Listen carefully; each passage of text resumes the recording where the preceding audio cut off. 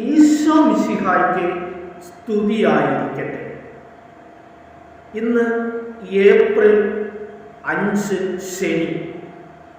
ഇന്ന് നമുക്ക് പ്രത്യേകമായിട്ട് മർക്കോസിന്റെ സുവിശേഷം 6-ാം അധ്യായം ധ്യാനിക്കാം.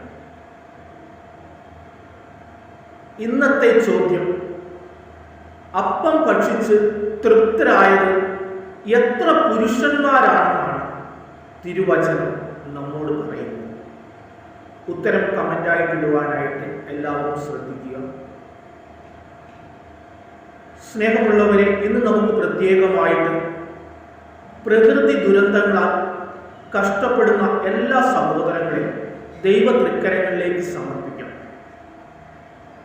വീട് നഷ്ടപ്പെട്ടവർ, ഉറ്റവരും ഉടയവരെയും എല്ലാം നഷ്ടപ്പെട്ട, ഒന്നുമില്ലാത്ത അവസ്ഥയിൽ നിൽക്കുന്ന എല്ലാവരെയും ദൈവ തൃക്കരങ്ങളിലേക്ക് സമർപ്പിച്ച് പിതാവായ ദൈവത്തെ വിളിച്ച് നമുക്ക് പ്രാർത്ഥിക്കാം.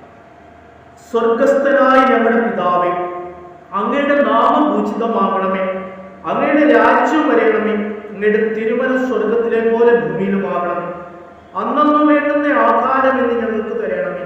ഞങ്ങളുടെ കടക്കാരോട് ഞങ്ങൾ ക്ഷമിക്കുന്നത് പോലെ ഞങ്ങളുടെ കടങ്ങളും പാപങ്ങളും ഞങ്ങളോട് ക്ഷമിക്കണമേ. ഞങ്ങൾ പ്രലോഭനത്തിൽ വീഴാൻ ഇടയാകരുത്, ദുഷ്ടാരൂപി ഞങ്ങളെ രക്ഷിക്കണമേ. എന്തുകൊണ്ടെന്നാൽ രാജ്യവും ശക്തിയും മഹത്വവും എന്നേക്കും അങ്ങയുടേതാകുന്നു. ആമേൻ. ഇന്ന് നമുക്ക് പ്രത്യേകമായിട്ട് അപ്പം വർദ്ധിപ്പിക്കുന്നതിനെ പറ്റി നമുക്ക് ധ്യാനിക്കാം. സ്നേഹമുള്ളവരെ, ഒരു വിജന പ്രദേശം, യേശുവും ശിഷ്യന്മാരും ആയിരക്കണക്കിന് ജനങ്ങൾ. ഈശോയ്ക്ക് അവരോട് അനുകമ്പ തോന്നുന്നു. ഈശോ ശിഷ്യന്മാരോട് പറയുന്നു, അവർക്ക് ഭക്ഷിക്കുവാനായിട്ട് നിങ്ങൾ തന്നെ കൊടുക്കുക. അവിടെ 5 അപ്പവും 2 മീനും മാത്രമേ ഉണ്ടായിരുന്നു. ഈശോ 50ഉം 100ഉം പന്തികളായിട്ട് ഇരിക്കുവാനായി ജനങ്ങളോട് ആവശ്യപ്പെടും. സ്നേഹമുള്ളവരെ, നാം ഒന്ന് ചിന്തിച്ചു നോക്കൂ. വേറെ 5 അപ്പവും 2 മത്സ്യവും കയ്യിലുള്ള ഈശോ ഈ ആയിരക്കണക്കിന് വ്യക്തികളെ എങ്ങനെയാണ് തീറ്റിപ്പോറ്റുക? നമ്മുടെ മാനുഷികമായ ചിന്തയിൽ നമ്മൾ ഒന്ന് ചിന്തിച്ചാൽ ഇരിക്കുവാനായിട്ട് നമുക്ക് സാധിക്കും? ഒരിക്കലും സാധിക്കുകയില്ല. പക്ഷേ ആ ജനം യേശുവിൽ വിശ്വസിച്ചു. അവൻ അത്ഭുതം പ്രവർത്തിക്കുവാൻ സാധിക്കും, അവൻ നമുക്ക് ഭക്ഷിക്കുവാനായിട്ട് തരും എന്ന് അവർക്ക് ഉറച്ച വിശ്വാസമുണ്ടായി.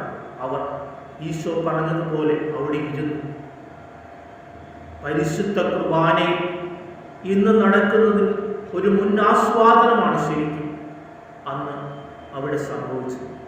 ഇന്ന് വൈദികൻ അപ്പമെടുത്ത് സ്വർഗത്തിലേക്ക് നോക്കി കൃതജ്ഞതാ സ്തോത്രം ചെയ്ത് മുറിച്ച് നമുക്ക് ഭക്ഷിക്കുവാനായിട്ട് തരും. അതുതന്നെയാണ് ഈശോ അന്ന് അപ്പമെടുത്ത് ചെയ്തത്. അപ്പമെടുത്ത് സ്വർഗത്തിലേക്ക് നോക്കി പിതാവിന് നന്ദി പറഞ്ഞു മുറിച്ച് ശിഷ്യന്മാരെ ഏൽപ്പിക്കുകയാണ് വിളമ്പുവാനായിട്ട്. എല്ലാവർക്കും വിളമ്പി, എല്ലാവരും ഭക്ഷിച്ച് തൃപ്തരായി. അതിനുശേഷം 12 കുട്ട നിറയെ ബാക്കി വന്ന് ശേഖരിച്ചു. സ്നേഹമുള്ളവരെ, ദൈവം നമുക്ക് നൽകുന്നത് സമൃദ്ധമായിട്ട്. നമ്മൾ ദൈവത്തോട് ആവശ്യപ്പെട്ടാൽ നമുക്ക് വേണ്ടുന്നതിൽ കൂടുതലായിട്ട് ദൈവം നമുക്ക് തരും. നമുക്ക് ഭക്ഷിച്ച് തൃപ്തി വരുവോളം ദൈവം നമുക്ക് തരും. ദൈവത്തിൽ ആശ്രയിക്കുവാനായിട്ട് നമുക്ക് പരിശ്രമിക്കാം. ദൈവം എല്ലാവരെയും സമർത്ഥമായി അനുഗ്രഹിക്കട്ടെ. പിതാവിൻ്റെയും പുത്രൻ്റെയും പരിശുദ്ധാത്മാവിൻ്റെയും നാമത്തിൽ